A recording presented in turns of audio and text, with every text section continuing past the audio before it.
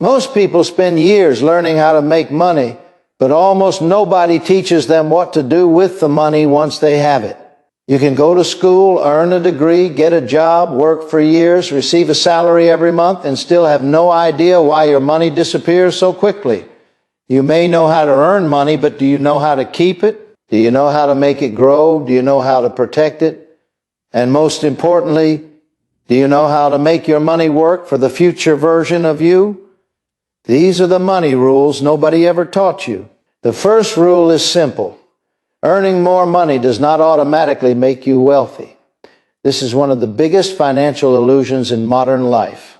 People assume that if their income increases, their financial problems will disappear. But what often happens is something completely different. Income rises, spending rises with it, and the person ends up in exactly the same place. You get a raise, so you upgrade your phone.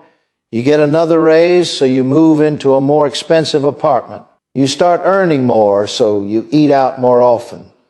You make more money, so suddenly the lifestyle you once considered luxurious becomes your new normal. And before you realize it, your income has increased, but your freedom hasn't. This is called lifestyle inflation.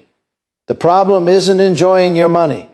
The problem is allowing every increase in income to become an increase in expenses. A financially intelligent person doesn't ask only, how much more can I earn? They also ask, how much of what I earn can I keep? Because wealth isn't simply the size of your paycheck. Wealth is the gap between what you earn and what you consume, and what you do with that gap. The second rule is that you need to know where your money is going. It sounds obvious, but many people have never actually tracked their spending. They know their salary. They know their rent. They know their major bills. But they don't know how much they spend on small purchases, subscriptions, delivery, shopping, entertainment, impulse purchases, convenience fees, or unnecessary upgrades. And small leaks can sink a large ship.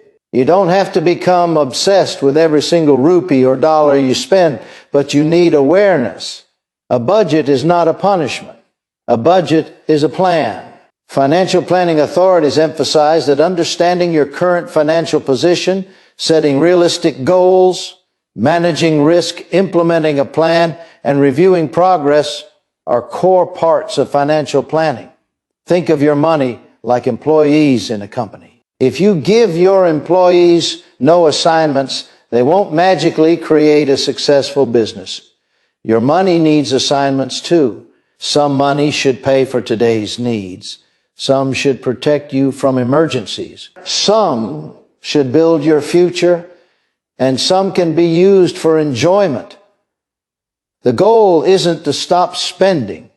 The goal is to stop spending without purpose. One useful starting framework is the 50-30/20 approach, roughly 50% toward needs, 30% toward wants, and 20% toward savings. It is only a guideline, not a law, and your actual percentages may need to change depending on your income and circumstances.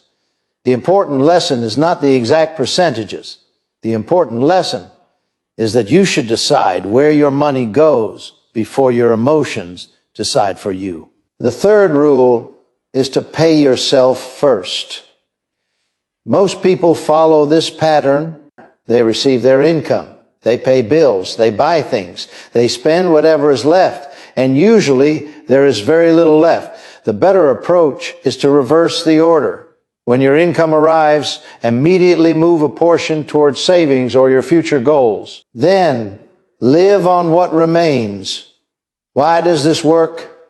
Because if you wait until the end of the month to save, you're asking yourself to save whatever your lifestyle didn't consume.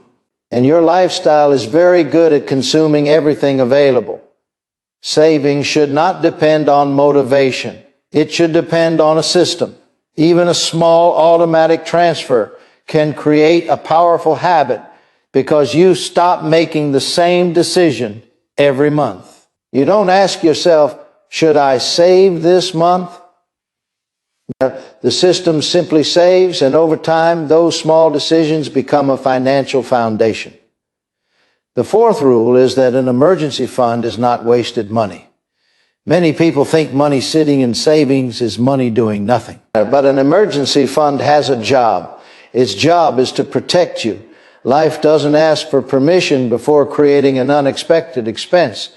A car breaks down, a business slows down, a job disappears, a family emergency happens, an urgent repair appears.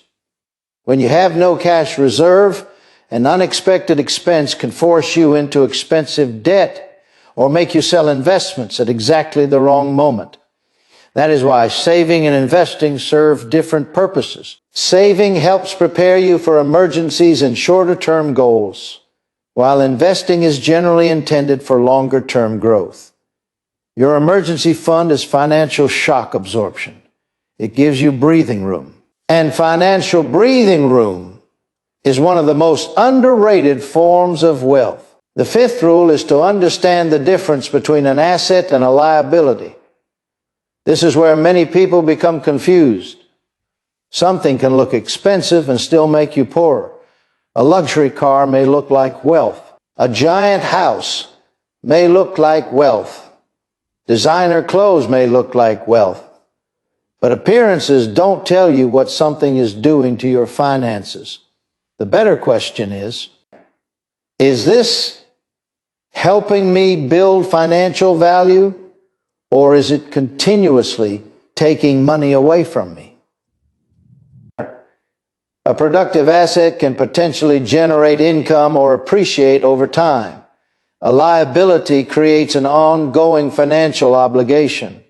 Understanding this difference changes the way you look at purchases. Instead of asking, can I afford the monthly payment? You start asking, what will this purchase cost me in total? And what else could this money have done? That is a much more powerful question. The sixth rule is that debt has a price. Debt can be useful in certain situations, but debt is never free. Whenever you borrow money, you are using future income today, and your future income already has a long list of responsibilities waiting for it. This is why high-interest debt can become so dangerous. A purchase made today can continue demanding money from you months or years later. The real cost of debt isn't only the amount you borrowed, it's the interest, fees, lost opportunities, and stress attached to it.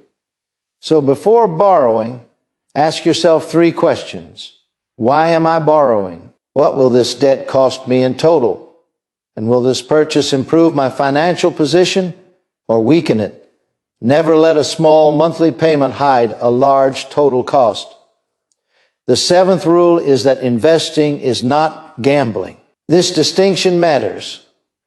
Investing means putting money into assets with the expectation of long-term growth or income, while accepting that returns are uncertain and losses are possible. Gambling is fundamentally different. The goal isn't to become rich overnight. The goal is to participate in long-term growth. Pakistan's stock exchange educational resources, for example, emphasize long-term investing, diversification, understanding risk, and having clear investment objectives before putting money into the market. And here's a rule worth remembering. You don't need to predict the future to build wealth. You need a process you can follow even when the future is uncertain. That means understanding what you're buying, understanding the risks, diversifying appropriately, thinking long-term, and avoiding emotional decisions. The internet constantly tells you about the next big opportunity, the next cryptocurrency, the next stock, the next business, the next millionaire strategy. But wealth is rarely built by chasing every exciting opportunity. Sometimes wealth is built by doing boring things consistently for a very long time. The 8th rule is that time can be more powerful than money. People often think they need a huge amount of money before investing becomes worthwhile. But one of the most important advantages you have is time. When returns generate additional returns, your growth can begin building on itself. That is the power of compounding. Imagine planting a tree. In the beginning, you see almost nothing. Then the tree grows. Then it grows more. Eventually, the growth becomes much more noticeable. Money can behave in a similar way when savings and investments are allowed to grow over long periods. This is why starting early can matter so much. You don't need to become rich first. You need to give your money enough time to work. The 9th rule is that protecting your downside matters as much as chasing your upside. Everyone wants higher returns. Almost nobody wants to talk about losing money. But financial success isn't only about how much you can make. It's also about how much you can afford to lose. Imagine two people. One makes excellent investment returns for 5 years, but takes enormous risks and eventually loses most of the money. The other earns moderate returns but protects capital, diversifies, maintains cash reserves, and stays invested for decades. Who is more likely to reach long-term financial independence? The second person may never have an exciting story, but they may have something much more valuable: survival. You cannot compound money you permanently lost. This is why risk management matters. The 10th rule is to stop comparing your financial life with someone else's. This may be one of the hardest rules to follow. You see someone with a new car. Someone buys a bigger house. Someone takes expensive vacations. Someone posts a luxury lifestyle online. And immediately you start wondering why your life doesn't look like theirs. But you don't know their balance sheet. You don't know their debt. You don't know their savings. You don't know whether they are financially secure or financially stressed. You are comparing your reality to their highlight reel. Never destroy your financial future trying to impress people who may not even be thinking about you. The goal of money isn't to look rich. The goal is to become financially free. And those are two very different things. The 11th rule is that your income is an asset too. Most people think investing means buying stocks, funds, property, or businesses. But there is another investment that can have an enormous impact on your future. Your ability to earn, your skills, your knowledge, your reputation, your communication, your ability to solve valuable problems, your ability to negotiate, your ability to sell, your ability to create, your ability to lead. If increasing your skill can increase your income for decades, that can be an extremely powerful investment. Sometimes the best investment isn't something you buy, it's something you become. The 12th rule is that you should create multiple financial goals instead of having one giant dream. Saying, "I want to be rich," is not a plan, it's a wish. Instead, give your money specific missions. Maybe your first goal is an emergency fund, then eliminating expensive debt, then saving for a major purchase, then investing consistently, then building long-term financial independence. Clear goals make financial decisions easier because you know what you're working toward. The Securities and Exchange Commission of Pakistan similarly recommends identifying clear financial goals, assessing your current position, considering alternatives and risks, implementing an action plan, and monitoring it over time. The 13th rule is to automate good financial behavior. Human beings are emotional. Some months you feel motivated. Some months you don't. Some months you feel disciplined. Some months you want to spend everything.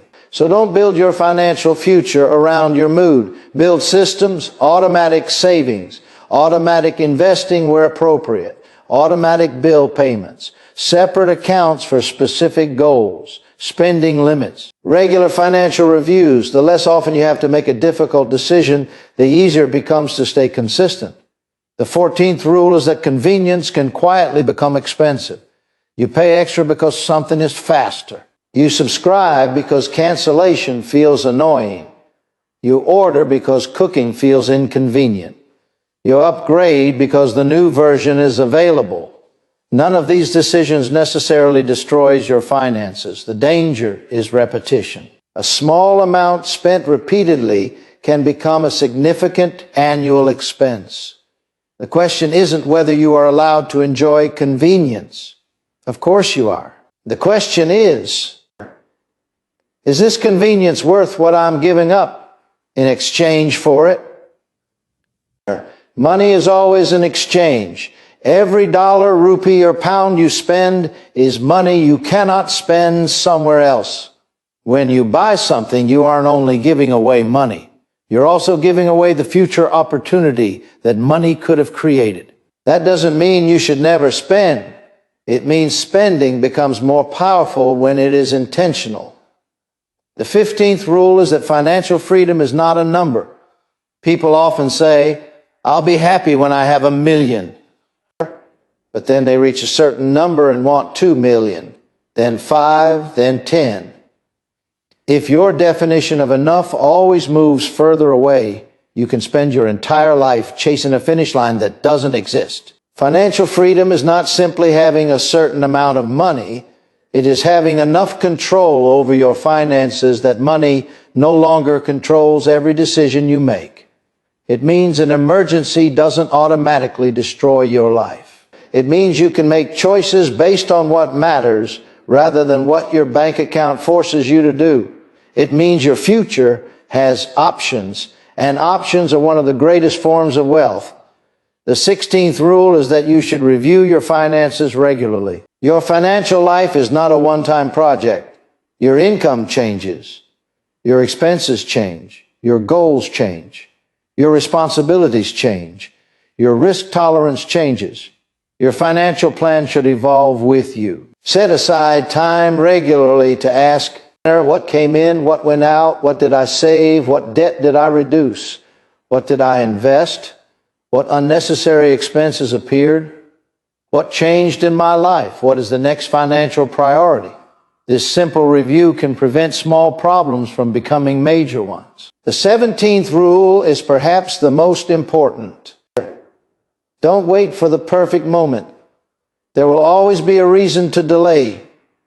You don't earn enough, you don't know enough, the market is uncertain, prices are high, you have too many expenses, you will start next month, you will start after the next raise, you will start when life becomes easier, but life may never become perfectly convenient.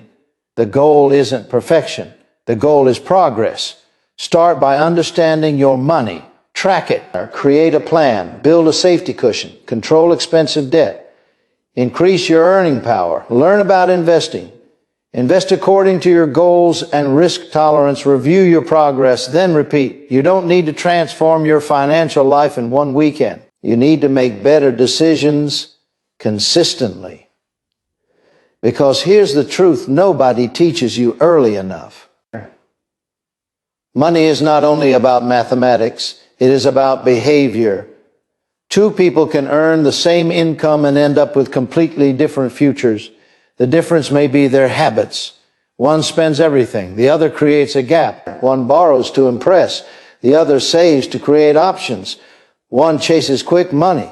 The other builds patiently. One focuses on appearances. The other focuses on assets. One waits for motivation.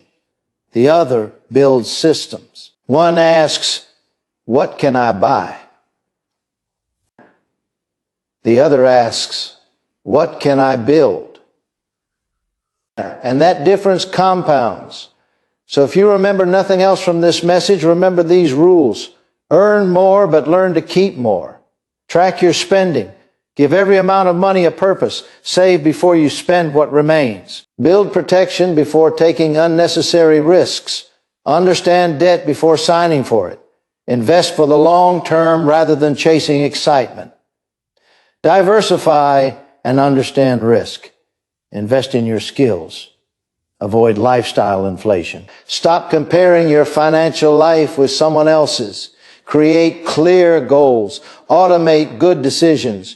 Review your finances regularly. And most importantly, understand that wealth is usually built quietly. You may not notice the first few months. You may not notice the first year. But every smart financial decision is a vote for the person you want to become.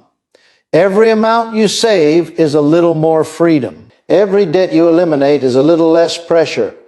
Every skill you develop can increase your future earning power. Every thoughtful investment can give your future self another opportunity.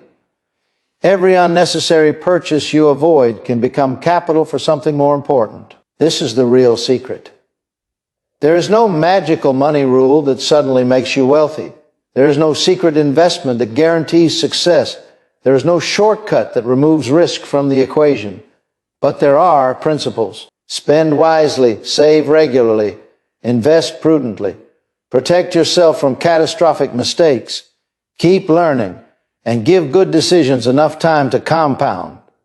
The money rules nobody taught you were never really about becoming rich overnight. They were about becoming the kind of person who can handle money when it arrives, because earning money can change your lifestyle, but learning how to manage money can change your future.